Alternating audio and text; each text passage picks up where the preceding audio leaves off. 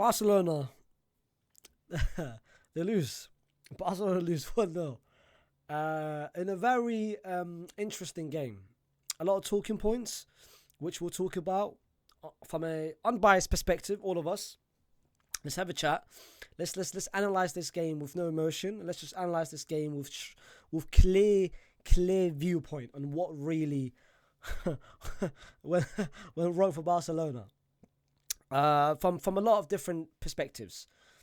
A decision which didn't go Barcelona's way. The chances which Sociedad had. Barcelona playing very bad. A lot of players not playing well, which will highlight the reason why. And of course, a player which didn't play, which is it fair to say that they are reliant on that specific player? Let's talk about it. Before we start, don't forget to, of course, like the video, subscribe to the channel if you are new to the channel.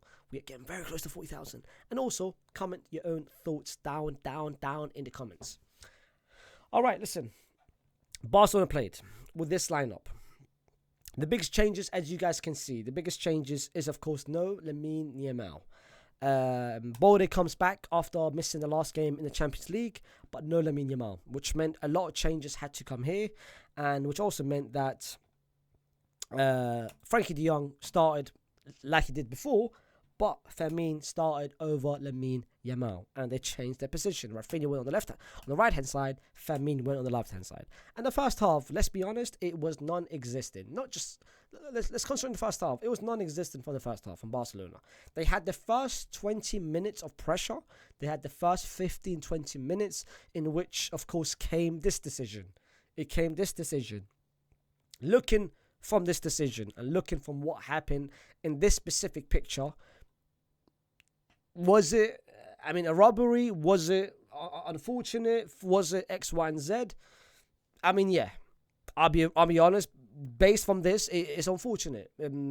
That's not offside. Because, of course, I initially thought Leo's foot was offside. But judging from a clearer look, that's not offside. I don't know how you can you zoom in? Can you zoom in? No, you can't zoom in. But that's not offside. In my opinion, that's not offside.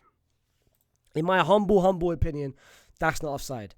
But then again, I don't want Barcelona to use that as an excuse, because at that point it was still 0-0. At that point the game was still open. At that point they could have still won the game, and they started well. Which is unsurprising. They started very well. They had some good passages, X, Y, and Z. Frankie, decent start. Pedri was decent. But then after this changed the whole momentum of Barcelona, because after this, Sociedad went attacking, and Sociedad started attacking at every single time. The goal which they scored came from a defensive mistake. Kubasi slipped, but I don't blame Kubasi, I blame Koundé. Because it wasn't just the first time, it was 2, 3, 4 times that Koundé lost his man completely with no awareness and poor anticipation. Becker comes in, great first time finish, 1-0 to Sociedad. After that, you would expect Barcelona to pretty much bounce back and try to get the second goal. Trying to get an equalizer within the first half. They didn't. Sociedad could have scored 2 if it wasn't for Oyarzabal, or they could have scored 3 if it wasn't for Bryce Mendes. Very poor finishing, specifically the chance for Oyarzabal, which I'm not too sure how he could have missed that. That was an exceptional build-up from Kubo from the right-hand side. Where is Kubo? Where's Kubo? Kubo played absolute incredible in that first half. Was cooking Balde. Was cooking him, creating 2 chances, 3 chances. Becker with the assist, and Oyarzabal, I'm not sure how could he have missed it. If you gave him this chance 10 times, he would have scored maybe 9 times. Brother, you scored in the Euro final, and that chance in the Euro final was much more difficult than this one. This is a tap-in. He missed it. Anyway, first half finishes. Well, the reason why the first half played was bad, the reason why the first half wasn't well for Barcelona, specifically after the 20 minutes, is because of Frankie de Jong. It's because of Pedri and Frankie. I have said it so many times. I've said it in so many match reviews, and I've said it in my Barcelona videos where I've made it to them. Specifically the one where I made about Hansi Flick and why Hansi Flick has done well this season. The reason why he's done well for this season is because he's been putting Pedri in there. Putting Pedri up there, you're not benefiting from it. You're not getting the best out of Pedri. Pedri is not the best version of Pedri if you play him as a 10. But most importantly, you're playing Frankie and Pedri together. these two do not complement each other. You should not be playing a midfield of two similar profiles. There is a reason why Left-Winter with Spain had Rodri and Zubimendi, two of the best two defensive midfielders in the world. What did he say? I'm not playing Zubimendi. I'm not forcing myself to play a pivot of both Zubimendi and Rodri because they're two similar profiles who does the same thing. I want different type of profiles in that midfield. Hence the reason why he played Olmo and he played Fabian Ruiz, which is very different.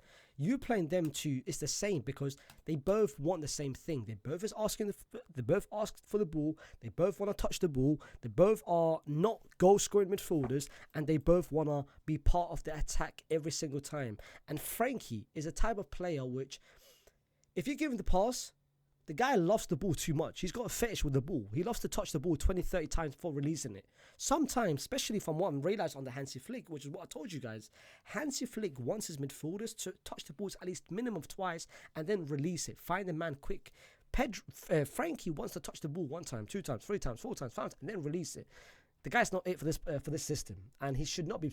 I'm surprised he even started, in my personal opinion. Anyway, he got taken out. Olmo came on, and then Pedro went there, Olmo went there, and Rafinha then for a bit went on that side, and then it for 5-10 minutes, and then came back from that side, but nothing really changed. And I'll talk about in my opinion the worst, not 3, 5 players. Usually it's 3 disappointing players. This time around it's 5 disappointing players. The second half, it was nothing different. Olmo came on, but nothing really happened except for maybe 1 half chance where Olmo nutmegged someone and Fermin was on this side. And Fermin, first time volley, the ball went. I just caught it, by the way. Damn, I just caught it, wallah. Damn, I just caught it. Crazy. I literally just caught it. It just came to me. Horror. But the second half, there wasn't any sort of intent. There wasn't any sort of passages played. And it's concerning because it begs the question now for Barcelona fans, for you guys now to answer that question. You guys might be too over-reliant on Lamine Yamal. And that's not a good thing. Yes, you can. This is not good enough. I agree. Now, looking at it from a clearer perspective, yeah, that's bad. That's bad. Specifically, I haven't seen a replay. It's kind of weird. Hold on. For me, it's kind of weird because we all know La Liga has got the automated line detector in terms of offside. They call that offside. Usually, we shouldn't question the line detector from La Liga. We haven't seen any other replay. So if they've based it on this, specifically looking at this, that's not offside. They might have got a different angle, a different graph where they haven't maybe presented.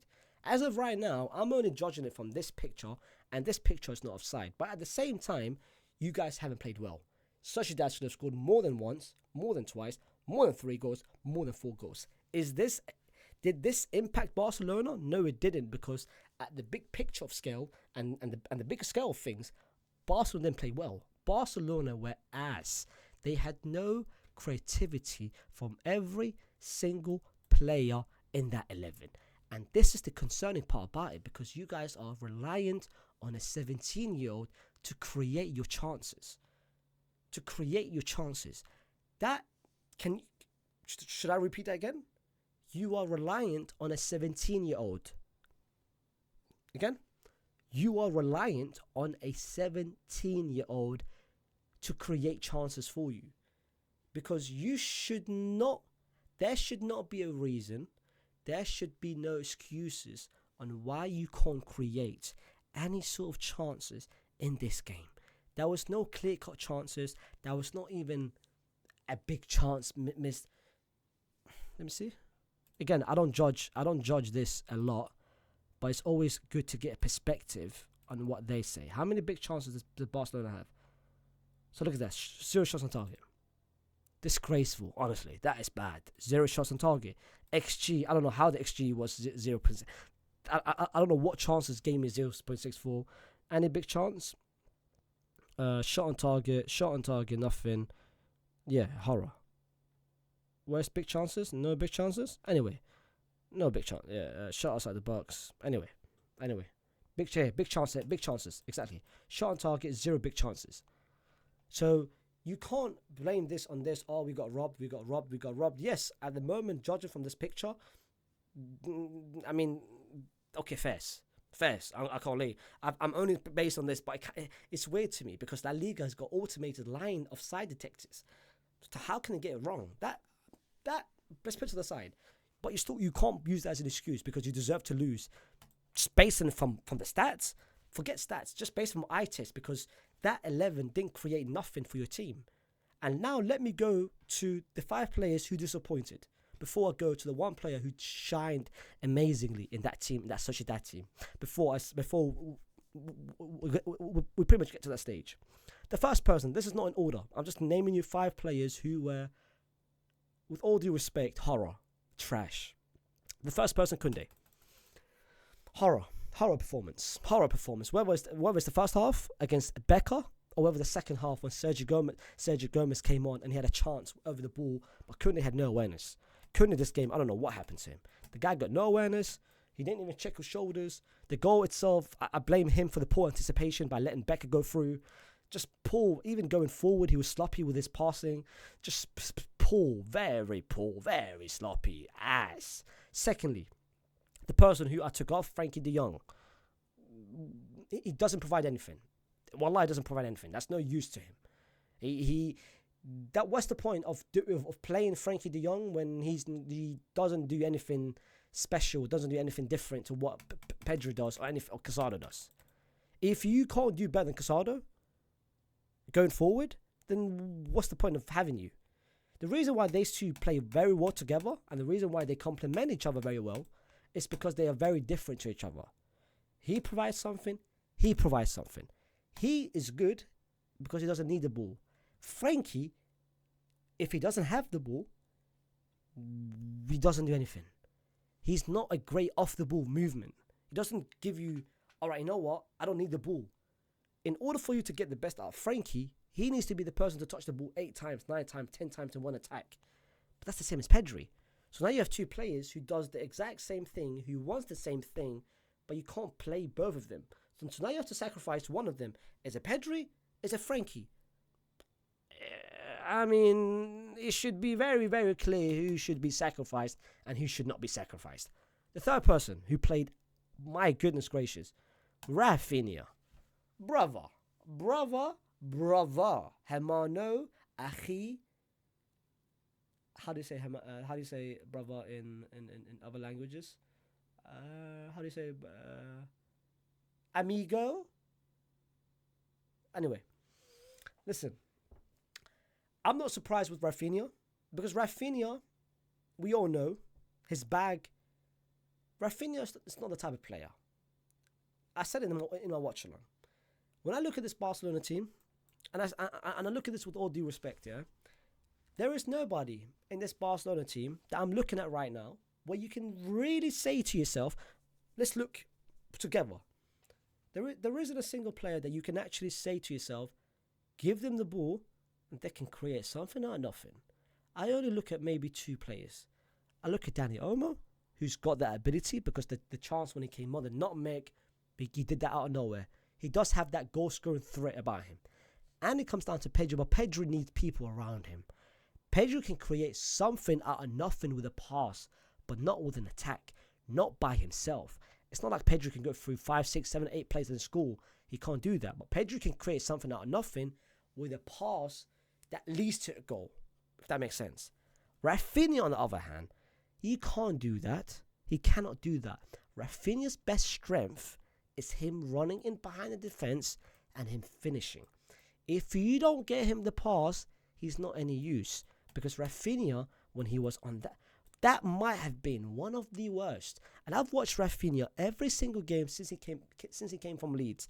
The first season on the Xavi, I made a video about him. Bro, go watch my video. I literally made a video 2 days about why Hansi Flick has got the best out of Rafinha. And the reason why he's got the best out of Rafinha is because he's identified Rafinha's best responsibility and his best role, and that's running in behind the defense and scoring. He's a very good finisher and very good off the ball movement. On the ball, suspect. Very suspect, because certain times You've got the ball. Show me. He's not showing you nothing. Horror performance. Fermin Lopez. Brother. Fermin, I would be real, brother. Sometimes in life, I actually know what, just bad performance. Because the last person, oh Allah, let me talk about him. The last person, let's chat. Bro, messed up, give him time. Give him time. I did this in one of my match reviews. Which one was it? Was it Osasuna or was it? It was one of them. Where I basically said to Ansu Fati, I said, Ni hao, Namaste, Konnichiwa, Salamu alaikum, Ahlan wa sahlan. I did it. I said about Ansu Fati, and everyone said, Barcelona fans, how is someone older than him hate watching a youngster? Brother. Listen to Unk. Let Unk talk for a little second. I have been there. I have been there before. Where I'm saying to myself, give him time. Give him time. Give him time. Give him time. Brother, there's no time. Sometimes, wallah, you just have to cut the time. Take the clock. Wallah, just cut it. Don't give him time. You should have seen enough. Every cameo off the bench, nothing. Every performance off the bench, nothing. When he gets the ball, nothing. When he has the ball, nothing. Does he move in right spaces? Nothing. Nothing. Nothing. Nothing. This guy, honestly speaking, Ansu Fati, let me chat to you. Hermano, I honestly believe in order for you to fulfill your promise and your potential, Al-Ittihad. You know what? Wallah.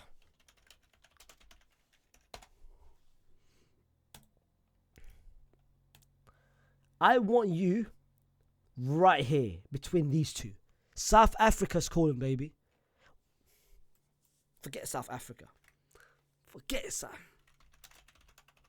New Delhi FC, baby. You know what I want you, brother? Right here. Next to the number 6. You and number 6 can be great teammates, wallah. Brother. This level of football, it's done. And I don't blame you. Injuries, bro, ACL. It's hard to recover from it, but I've seen enough. Don't give me this, just give him time. Bro, Faysal, he's 21 years old. He's 22 years old, brother. When he's 25, 26, you'll be saying the same thing. Leave football before football leaves you. Wallah al-azim. Put Ansu Fati in the bag. Because the bag would never ever be successful. However, one person who delivered and shined, and oh my goodness gracious, Kubo. Let me chat to him, bro. Kubo, brother. Before I chat to you, first of all, konnichiwa. What a performance. What an absolute performance. It felt like I was watching Leo Messi. It felt like every attack and every little dribble with the pulse, the hesitation in his dribbles, the nutmegs. Oh my God. And you know what? Does Madrid need him? Of course. But we ain't going to get him. And I think he's so talented. Honestly, I've been raving about Kubo ever since he was in Madrid. I've been raving about him so highly, and I actually love him. And I feel like he deserves, with all due respect to Sociedad, he deserves to be playing for a much, much bigger club because he is that talented, and I feel like he can play. You might look at me crazy. You might say, you know what are you on about? You might say you are a Dolma Macha. You might say go back to Baghdad. You might say as many crazy things as you want to say, but I personally believe, you might call me crazy, I personally believe he can start for 17 clubs in the Premier League, 18 clubs in the Premier League. 18 clubs. That's only 2 clubs he can't start for, and that's Manchester City and that is Liverpool. Actually, as a matter of fact, only Liverpool. Only Liverpool. He can start for 19 clubs in the Premier League, and I'm being dead serious. I am being 18 clubs. Bukayo Saka plays on the right hand side. 18 clubs in the Premier League. He can start for 18 clubs in the Premier League.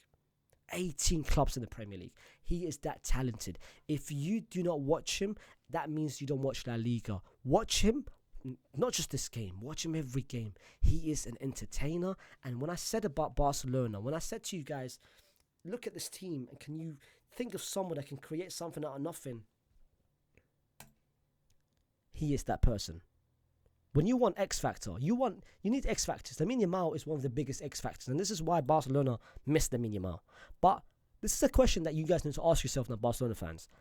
You cannot do this every time, because I saw this with Messi, where you guys were heavy relying on him. You should not be in this position again where you're heavy relying on Lamine Yamal. And the difference between Messi and the difference between Lamine Yamal, Messi at least, brother, that was the best player in the world. Ballon d'Or winner, 2 times Ballon d'Or, 3 times Ballon d'Or, 4 times Ballon d'Or, 5 times Ballon d'Or. At that point, he was the greatest player we've ever seen kick a ball. And he plays for your team. Of course, you need to be relying on him. But for you to be relying on a 17-year-old, that is very concerning. Because you can rely on him, but maybe you can still play football and create something. The fact that you created 0 shots on target and 0 big chances, and please do not blame this. Don't blame this. Don't say we lost because of this. You know what? Unfortunate situation. But there should not be absolute no excuses for you to have 0 shots on target, 0 big chances in 94 minutes. But chat, let me know what you think. Put down in the comments what your predictions are, whether you agree or disagree with what I said. I'm just here trying to be biased. I'm just here trying to give you my perspective about the game of football. Like the video. Subscribe to the channel. Like I said, we're getting very close to 40,000. Shout out to the community and all the love that you guys have been showing over the past couple months. And anyway, I shall see you soon. Don't worry, international break is tomorrow. 2 weeks of no football. But trust me, every single day there will be a video about whether it's Real Madrid, Barcelona, or La Liga content. There will be a video every single day. If you guys want football content, La Liga content, Barcelona, Madrid content, you're on the right channel, baby.